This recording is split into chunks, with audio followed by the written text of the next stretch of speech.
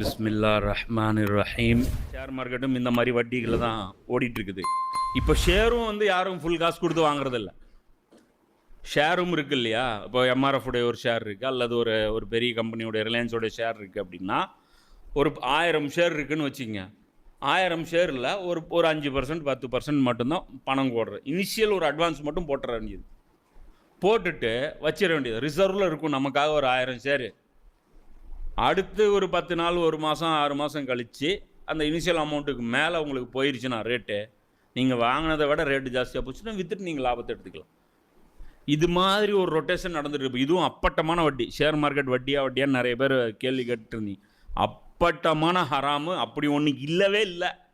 நீங்கள் அந்த கம்பெனியில் கூட்டாளியெல்லாம் கிடையாது, எல்லாம் லுல்லு வாய்க்கு தான். என்ன திடீர்னு ஒரே நல்ல கம்பெனி காணாமல் போயிருதா? சத்தியம் கம்ப்யூட்டர்னு சொன்ன நினச்சி கேள்விப்பட்டிருந்தீங்களா?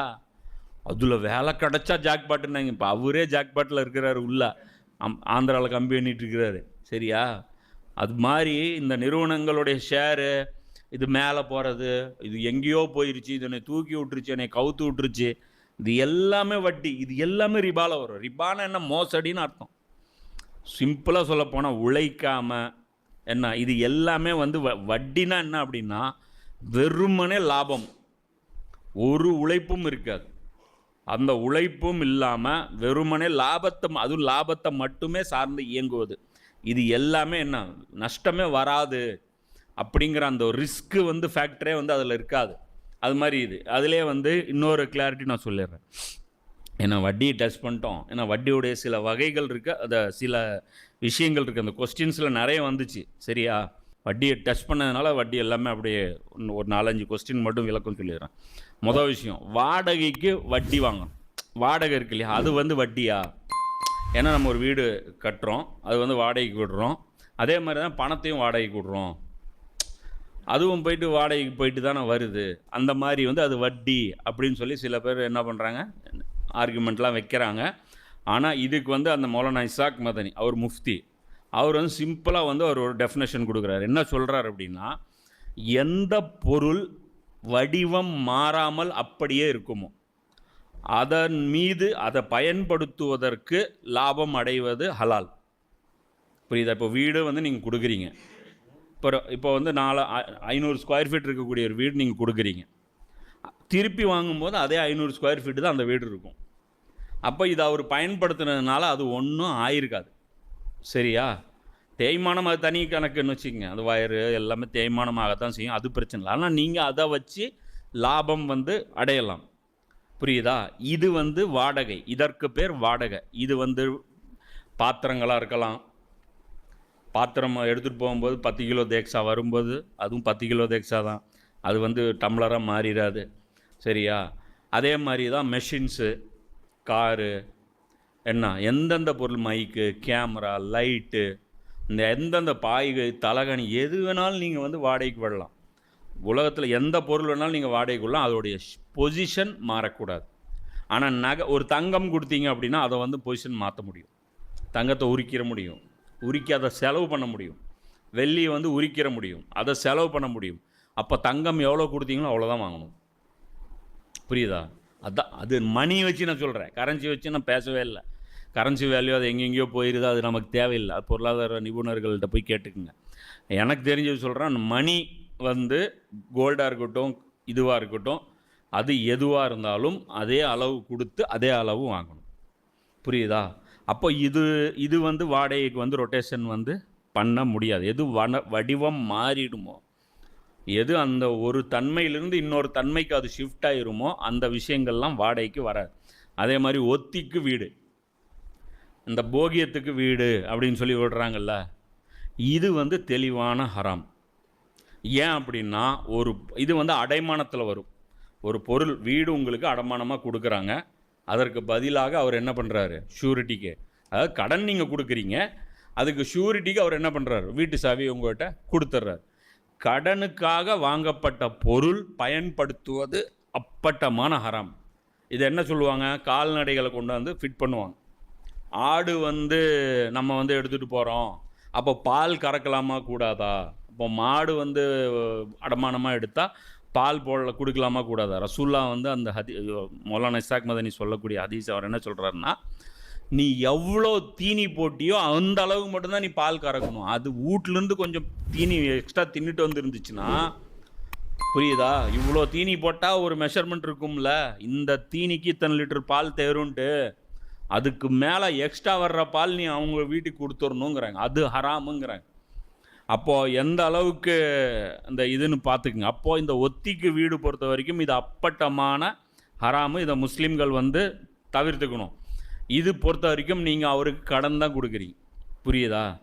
அப்போ அந்த கடன் மட்டும் நீங்கள் தரலைன்னு வச்சிங்க, அவர் அந்த வீட்டை உங்களுக்கு கொடுப்பாரா? கொடுக்க மாட்டார். கேட்டால் என்ன பண்ணுறாங்க, இப்போது அட்வான்ஸுன்னு சொல்லி அதை சொல்கிறாங்க. சொல்லிவிட்டு ஒரு ஒப்புக்கு சப்பாக்கு 500 ரூபா வாடகைன்னு சொல்கிறேன். இப்போ நான் என்ன சொல்கிறேன் அப்படின்னா, இந்த 3 லட்சம் ரூபா அந்த 5 லட்சம் ரூபா கொடுக்கல அப்படின்னா அவர் அந்த 500 ரூபாய்க்கு வாடகைக்கு தருவாரா? இது யாரை ஏமாத்துறதுக்காக நம்ம யாரை ஏமாத்தலான்னு கணக்கு போடுறோம்? ஆடிட்டர்கிட்டே கணக்கு சப்மிட் பண்ண போகிறோம், ரப்புல் ஆலமீன்கிட்ட சப்மிட் பண்ண போகிறோம். நல்ல தேவையா நமக்கு இந்த உலகத்தில்? அப்படி ஹராமுல் போகிறதாச்சுன்னா எல்லாத்துலேயும் இறங்கிருங்க. பன்னிக்கறி சாப்பிடுங்க, சாராயம் குடிங்க, நல்லா அனுபவிச்சுக்குங்க. ஹராமுன்னு முழுக்கதான் நனையிறதுன்னு முடியாச்சுன்னா போயுங்க, உங்க என்ஜாய் யுவர் லைஃப். முழு உலகம் உங்களை திறந்து அன்புடன் வரவேற்கிறது. நீங்கள் எல்லாத்தையும் என்ஜாய் பண்ணிட்டு வந்துடுங்க. இல்லைன்னா ஒட்டு மொத்தமாக ஒதுங்கிடுங்க. தேவையில்லைன்னா வேண்டாம். அல்லாவுக்கு கட்டுப்பட்டு வாழ போகிறேன் அப்படின்னா. ஏன்னா சாலிகான தொழுகையாளிகள், நல்ல முஸ்லீம்கள் சில தவறான ஃபத்வாக்களால் இந்த மாதிரி வழி நடத்தப்படுறேன். தப்லீக் ஜமாத்தில் இருக்கக்கூடிய நிறைய சகோதரர்கள், அவங்களுக்கெல்லாம் ஹராம்லாம் போகணுன்னெலாம் ஆசை கிடையாது. ஆனால் சில ஹஜ்ரத்மார்கள் என்ன பண்ணிடுறாங்க, அவங்க மாதிரி இது மாதிரி கம்மி வாடகை கொடுக்கலாம். பரேல்வியுடைய அந்த இது தேவ்பந்த் ஃபிக் இதில் இருக்கக்கூடிய டாப்பில் இருக்கக்கூடிய தக்கி உஸ்மானி போன்றவர்கள்லாம் பார்த்திங்கன்னா இந்த ஃபத்வா வந்து அவங்க லீகல் பண்ணி விட்றாங்க. அப்பட்டமான ஹராம். இதில் இன்னொரு விஷயம், எப்படி என்ன ஹராம்னு சொல்கிறப்ப உதாரணத்துக்கு, சரி ஓகே 500 ரூபா வாடகைக்கு நீங்கள் பேசிட்டீங்க, 3 லட்சம் 5 லட்ச ரூபா வாங்கிட்டீங்க. இவர் என்ன பண்ணார், இவர் ஒரு அவசர தேவைக்கு வாங்கினார். யார்? இந்த வீட்டுக்காரரு அவசர தேவைக்கு வாங்கினார். அவருக்கு வர வேண்டிய பணம் ஒரு 20 நாளில் வந்துருச்சு. இப்போ வீடு காலி பண்ண சொன்னால் பண்ணுவான் அவன்?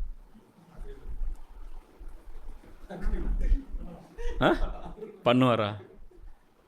அப்போ புரியுதா இல்லையா? அவனே வீட்டுக்காரனே வந்து போர்டு போடும்போதே வீடு வாடகைக்கு, வீடு போகியத்திற்கு என்னன்னு தெளிவாக தான் அவங்க போடுறாங்க, புரியுதா? ஒன்று ஹராமு தெரிஞ்சு தான் பண்ணுவோம், உன்னால் ஆனதை பார்த்துக்கப்போ அப்படின்னு அல்லாஹ் டிக்ளேர் பண்ணிட்டு நீங்கள் பண்ணுங்கள். ஆனால் இதுக்கு ஹலால் லேபிள் ஒட்டிட்டு நீங்கள் வந்து நாங்கள் வாடகை கொஞ்சோண்டு அல்லாஹ் இந்த வாடகையை பார்த்து அல்லாஹ் நம்பிடுவான். மார்க்கெட் வேல்யூ என்ன? ஒவ்வொரு ஊர், ஈரோடாக இருக்கட்டும், எனக்கு தெரியும் இந்த ஏரியாவில் சிங்கிள் பெட்ரூமு கீழே இருந்தால் என்ன ரேட்டு, மேலே இருந்தால் என்ன ரேட்டு, ஓட்டு வீடு இருந்தால் என்ன ரேட்டு, தாரஸ் வீடு இருந்தால் என்ன ரேட்டு, புது வீடு இருந்தால் என்ன ரேட்டு, டைல்ஸ் இல்லாத வீடு இருந்தால் என்ன ரேட்டு, காமன் மீட்டர் இருந்தால் என்ன ரேட்டு, சப் மீட்டர்னால் என்ன ரேட்டு, நல்ல தண்ணி இருந்தால் என்ன ரேட்டு, உப்பு தண்ணி இருந்தால் என்ன ரேட்டு, எல்லாருக்கும் தெரியும். அப்போ யாரை ஏமாத்துறதுக்கு இந்த வாடகை இந்த ஜுஜுபியெல்லாம் காமிச்சு வந்து நம்ம வந்து ஒத்திக்கு வீடை வந்து நம்ம ஏமாற்ற போகிறோம். இது நல்லா புரிஞ்சுங்க. அல்லாட்ட வசமாக மாட்டுவீங்க. இந்த ஆலிம்களுடைய ஃபத்வா உங்களை 5 பைசாவுக்கு காப்பாற்றாது. தெளிவாக புரிய வச்சிட்டேன். இதில் டவுட்டு இருக்காது. ஏன்னா உங்கள் அக்ரிமெண்ட்டு தான் மெயின். அந்த டைமுக்கு முன்னாடி உங்களை அவன் காலி பண்ண சொல்ல முடியாது. அந்த டைமுக்கு முன்னாடி நீங்களும் நான் காலி பண்ணுறேன் பணம் கொடுன்னு சொல்லி அவனை கேட்க முடியாது. அப்போ முற்றிலும் இது கடன் சார்ந்து தான் இந்த அக்ரிமெண்ட்டு இயங்குது. அதனால் வந்து இது வந்து ஒரு மிகப்பெரிய மோசடி. அப்போது வட்டியை பொறுத்த வரைக்கும் இது புரிஞ்சிக்கிங்க. அதே மாதிரி சில வட்டி விஷயங்கள். ஒன்று என்ன அப்படின்னா, இந்த ஒர்க்கிங் பார்ட்னர்ஷிப் இருக்கு இல்லையா, ஒருத்தர் இன்வெஸ்ட்மெண்ட் பண்ணுறார், இதுக்கு பேர் வந்து முஷாரக்கா அப்படிம்பார். அதாவது ஒருத்தர் வந்து பொருள் வந்து பணம் வந்து இன்வெஸ்ட்மெண்ட் பண்ணுறாரு, ஒருத்தர் வந்து அவர் வேலை செய்கிறார். அப்போது இதில் வந்து லாபம் மட்டும்தான் பங்கு போடப்படும். நஷ்டம் வந்து அந்த ஒர்க்கர் இருக்கார்ல அவர் மேலே வந்து பங்கு போட முடியாது. அதே சமயம் அந்த ஒர்க்கருக்கு சம்பளம் தர மாட்டார், சம்பளம் கிடையாது. ஏன்னா அவர் சௌரியத்துக்கு எவன் காசு தானேன்னு அவர் அசால்ட்டாக வேலை செய்வார், புரியுதா? இப்போ வெறும் பணம் போட்டவனுக்கு தான் தெரியும், அவன் நெருப்பில் வயிற்றில் நெருப்பு கட்டி உக்காந்துட்ருப்பான். இவன் ஜாலியாக போட்டு தூங்கிட்டு என்னப்பா பண்ணுறது, சவாரி வரல, என்னப்பா பண்ணுறது, ஓடல அப்படின்னா என்ன அர்த்தம்? இவனுக்கு சம்பளம் சேர்ந்து நான் போச்சுன்னா தானே, இவனுக்கு இழப்பு ஏற்பட்டுச்சுன்னா தானே இவன் உழைப்பான் சின்சியராக.